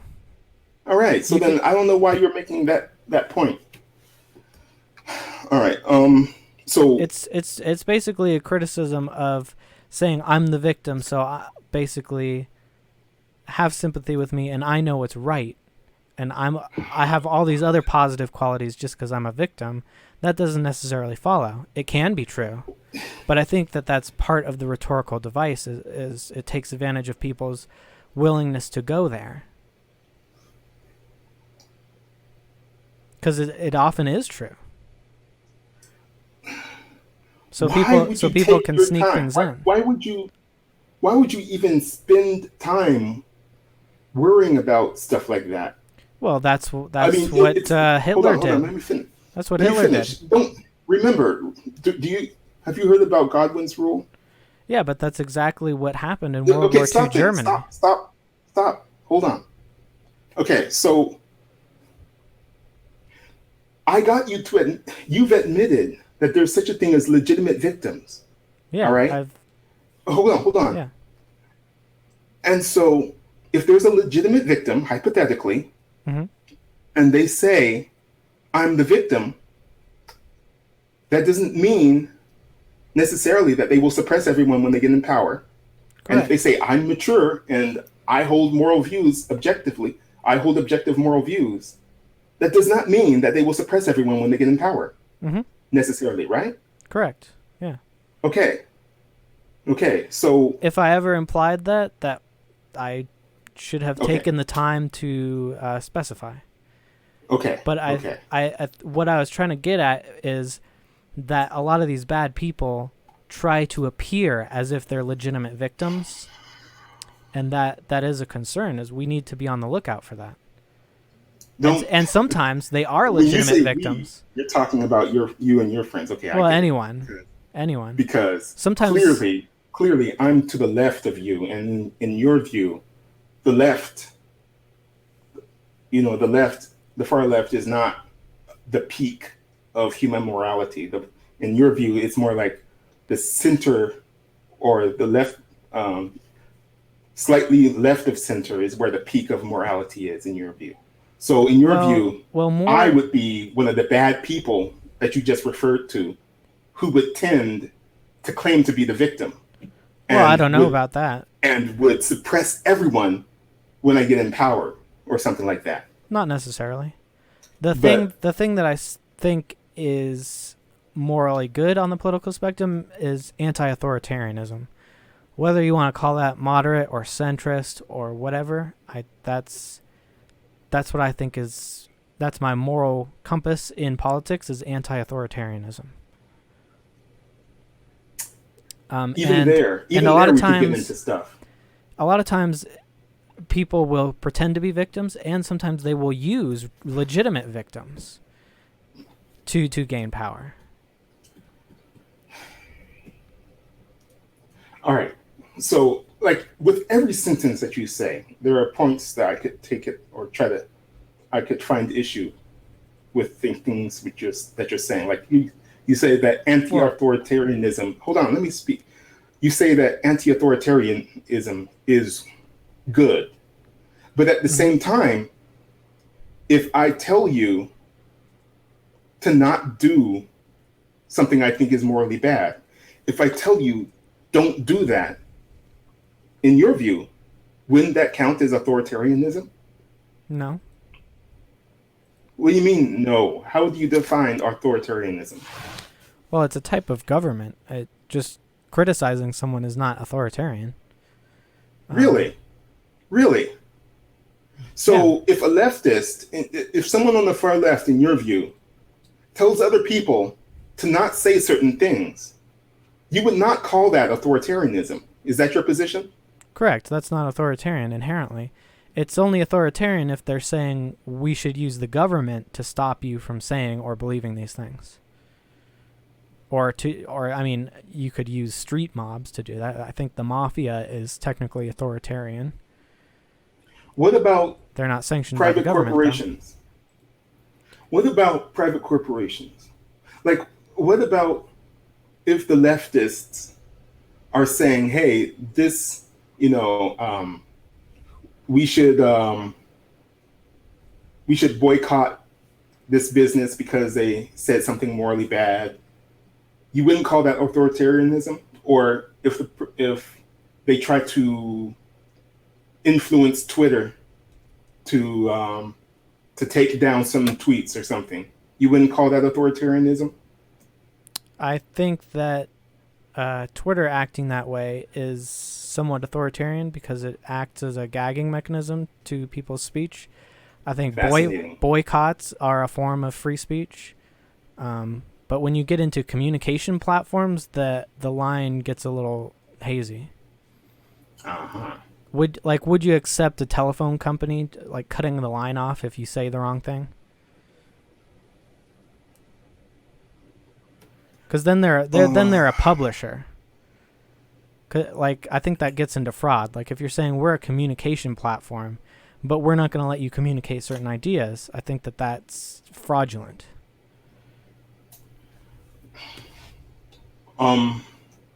Okay, so I want to move back to, God dang it, there was another thing that you had said.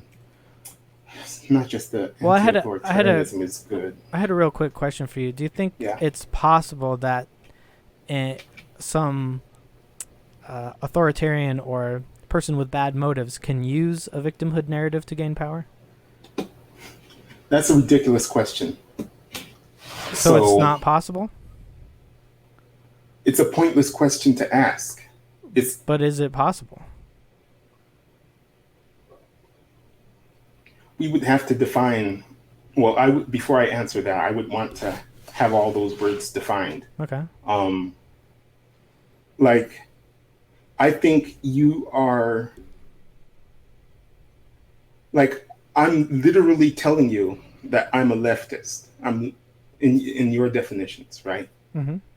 I don't like that word, leftist. Why don't people say rightist? It just doesn't roll off the tongue. Anyway, so I'm literally telling you that I'm to the left of you. Mm-hmm. Doesn't that, in your view, wouldn't that mean that I am a self-identified bad person in your view? And so, let me finish. Mm-mm.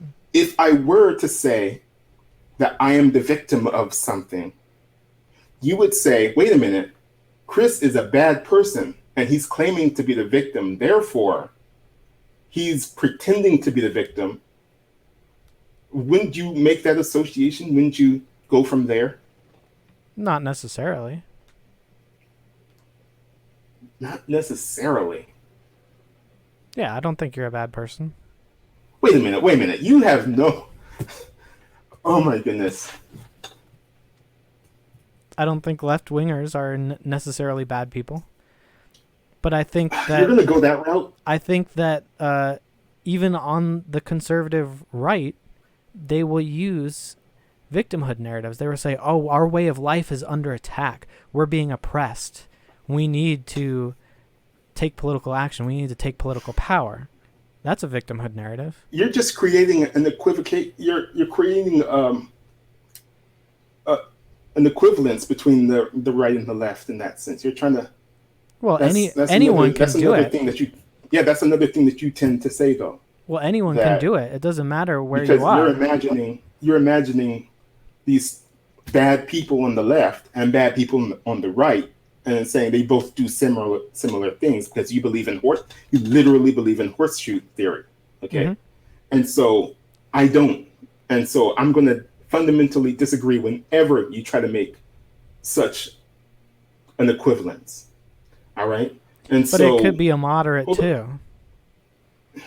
You could use the same thing without politics. People will act like they have cancer to get people's sympathy or to get money. That has nothing to do Is with it possible? politics. Hold on. Remember, Rule 3 that I showed you earlier is about limiting debate to scientifically provable facts and actions. Well, you Okay? can prove if someone And has cancer.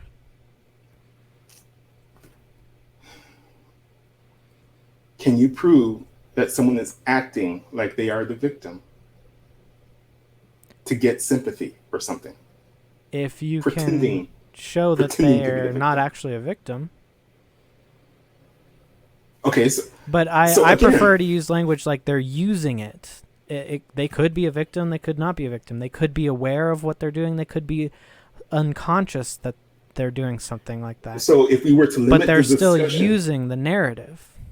Hitler used the narrative that don't you're not Germany. supposed to. You're not. I'm going to, because this is Ixnay, history. This is Godwin, history, and it happened.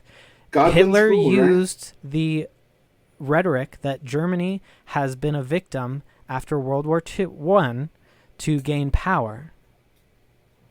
Now, it could be true, it could be not true, but he used it regardless of the fact. He could have believed it, he could have not believed it. I don't care. He used it.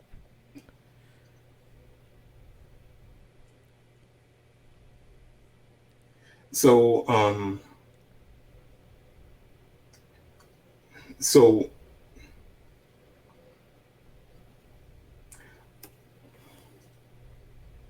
all right. So, I guess I guess we won't be able to get through much more of this. What I wanted to say is you're defining using a victim narrative in such a way that I don't think you could even prove that someone is doing anything morally bad. I mean, you have to. Well, I don't need to know their Hold on. intentions. I think I know how to say it. Okay, you think when it comes to the victimhood narrative, there's something about it. There's some action involving this that you think is morally bad. The Not problem for necessarily. you, the problem that I see is that it's not going to be possible to scientifically prove that someone is using the victimhood narrative um, deceptively. Yeah, I agree. Okay, Their so then intent, it's outside the realm of debate. Then probably. But I don't there's no think. point in even debating about it then, because you won't be able to prove one way or the other if someone who's claiming to be the victim is using the victimhood narrative Yeah, or I don't think doing something morally bad. intent. I don't think intent is easily knowable, if at all, and I don't think it's relevant because what they do with it is what's important. All right, so then in that case, you won't know. How about you just say it's morally bad for a person to suppress everyone and just leave it at that instead of bringing up the victimhood narrative? You don't even have to talk about that since it's Well, it so. is, but that is a tactic to gain power. Is all I was saying. Would that tactic work if people didn't care about victims? No, and that's the point. What do you mean that's the point? People care, and that's the reason it works. It's an appeal to emotion. Oh my God. You shouldn't. I think you're. I think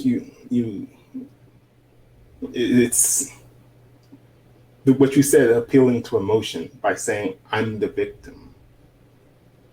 It's not necessarily, but there is a tactic that uses that as an appeal to emotion. But you couldn't tell if someone was doing it or not. Not necessarily. Okay, so then that's what I'm saying. So it's beyond the scope of debate. It, People will just go in circles arguing about this because it can't be proven one way or the other.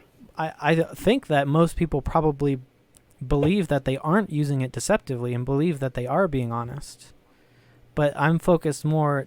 I don't care so much about the intent or what's going on in their head. I care what can be seen in reality, what they are doing and what the results of that are. Yeah, what they are actually doing physically Mm-hmm. and what the results of those are. Those are scientifically provable. Mm-hmm. All right. So if a person were to suppress someone, in your view, it seems you would say that that was morally bad and that would be fine. Yeah. But, but, but it seems like by speaking about the victimhood narrative the way you do, you're you're sweeping up a whole bunch of people in that net and implying that they're doing something that they're suspicious for having used the victimhood narrative when you already admit that it's possible for legitimate victims to use the victimhood narrative. Yeah, All right. I Anyway, think we should be skeptical of all kinds of claims, including victimhood claims, because it is so easily influenced people. does it easily influence you? It has. You mean back when you were a caring person, I still but hold not most of anymore? those same values. Whoa, whoa, whoa! Come on I'm now, not come a on. We caring won't knock person. that. All right, let's go back up the to number 6. The Was it? reason I changed my I don't political care views is about. because I was still a caring person, and I realized that what I was advocating for led to very uncaring things.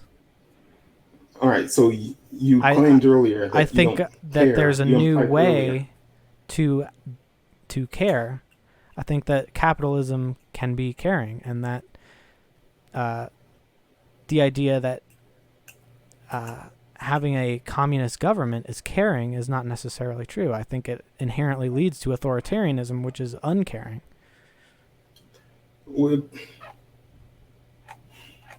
all right, that's based on how you defined And I still communism, have though. my values of taking care of the poor. I just don't.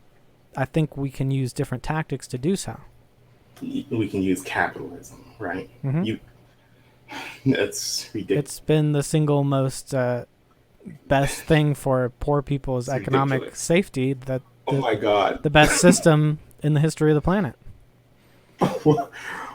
Wow. Okay. Like, Just by um, the sheer numbers, like that's not even a debatable fact. whoa! Wait a minute. Wait a minute. Now you're saying that I'm not allowed to disagree with you. Whoa! Whoa! Of course you are. All I right. mean, I tell Okay. Okay. the Anyway, I tell the creationists that evolution is not debatable while I debate them. So I mean, I guess it's just a it's just a turn of rhetorical phrase. thing that Yeah. you say. Yeah. Yeah. Um. All right. Well, let's stop here. All right. Yeah. Let me see. There's. I sent you this document, so you would be able to just look through it. Okay. Um. I disagree with you on so many levels. And I think I've caught you in contradictions, even in this conversation. But there are other contradictions later on.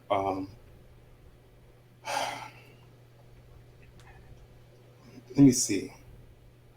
But yeah, I let's would just. definitely agree that there's some imprecise language, but I don't see any contradictions. And that's why I have these discussions, is because I want to clarify. Because I know none of us are perfect or perfectly represent what we really believe, especially off the cuff. Wait a minute now. I'm perfect. Okay. Remember when I say that the the left end of the spectrum is the highest. That's where morality reaches a peak, right? And I say that well, maybe we can do that later. But yeah, see, what I would say is, um, rule 4, as I had it, is that, you have to say that it's morally bad for a person to act hypocritically. And so, yeah, that's the first position I hold. It's morally bad to act hypocritically. I also believe it's morally good for a person to work hard at work. All right. And and fundamental part of my whole system, my whole belief system is that you don't contradict yourself. You don't state things that are in contradiction with the other things that you've said. So, in the sense that I don't act hypocritically, and to the degree that I actually work hard at work, I'm not contradicting myself. I'm not. So, in that sense, I'm perfect. And I invite people to find contradictions or points of hypocrisy where they think I'm acting hypocritically. Uh, but I maintain that I'm not acting hypocritically and not contradicting myself. So in that sense, I'm perfect. But yeah, that's about it. Okay. Okay, well, if you wanted to continue this or another time or um Yeah, I got up to over like 150 yeah. points that I summarized off of you.